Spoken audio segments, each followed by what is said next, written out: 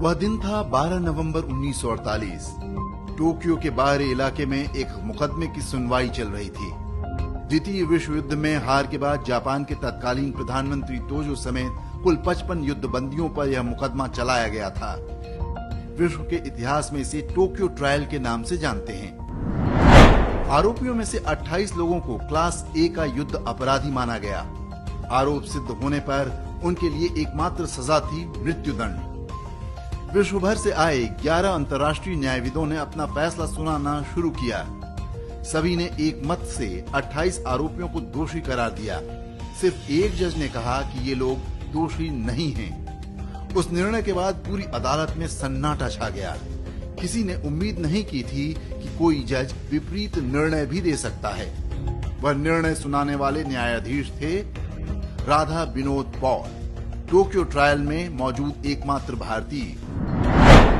वर्ष 1886 में पूर्वी बंगाल के कुंभ में राधा विनोद पॉल का जन्म हुआ था। उनकी मां ने घर और गाय की देखभाल करके जीवन यापन किया। बालक राधा विनोद गांव के प्राथमिक विद्यालय के पास ही गाय चराने ले जाया करते थे। जब शिक्षक स्कूल में पढ़ाते थे तो राधा विनोद पॉल बाहर से सुनते रहते थे। एक दिन स्कूल इंस्पेक्टर शहर से स्कूल का दौरा करने आए। उन्होंने कक्षा में प्रवेश करने के बाद छात्रों से कुछ प्रश्न पूछे। सब बच्चे चुप थे। राधा विनोद पॉल ने कक्षा की खिड़की के बाहर से आवाज दी, मुझे आपके सभी प्रश्नों के उत्तर पता हैं। और उसने एक एक करके सभी सवालों के जवाब दे दिए। हर कोई यह जानकर हैरान रह गया कि खिड़की के बाहर से झांकने वाला एक बच्चा इतना प्रतिभाशाली था।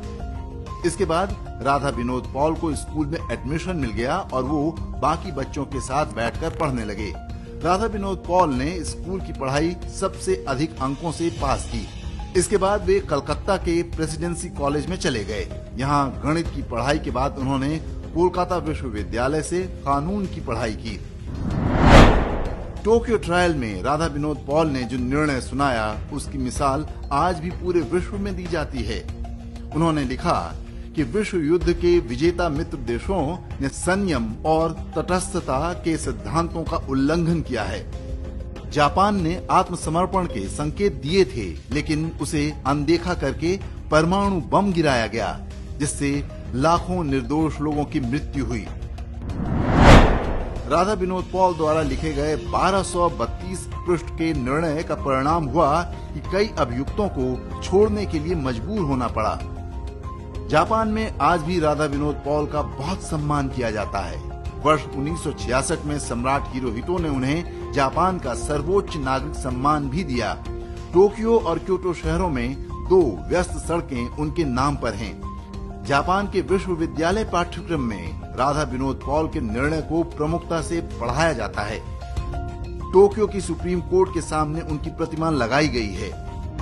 वर्ष 2007 में भारत दौरे पर आए तत्कालीन जापानी प्रधानमंत्री शिंजो आबे ने दिल्ली में उनके परिवार के सदस्यों से मुलाकात भी की थी। जापानी युद्धबंदियों को बचाने के लिए राधा विनोद पॉल के ऐतिहासिक निर्णय के कारण चीन की सरकार उनसे बेहद नफरत करती थी। चीन नहीं चाहता था कि दूसरे विश्व युद्ध के जापानी आरोपियों के साथ कोई भी नरमी बरती जाए। यही कारण था कि स्वतंत्रता के बाद भारतीय इतिहास लिखने वाले नेहरूवादी चाटुकारों ने राधा विनोद पॉल के पूरे योगदान को किताबों से गायब कर दिया।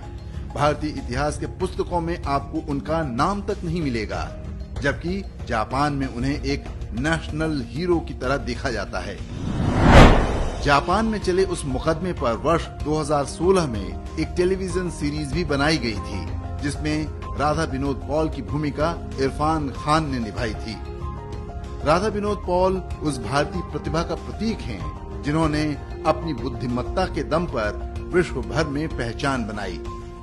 यह देश का दुर्भाग्य है कि आज अधिकांश लोग उनको जानते तक नहीं। डॉक्टर राधा विनोद पॉल 27 जनवरी 1886, 10 जनवरी 1967।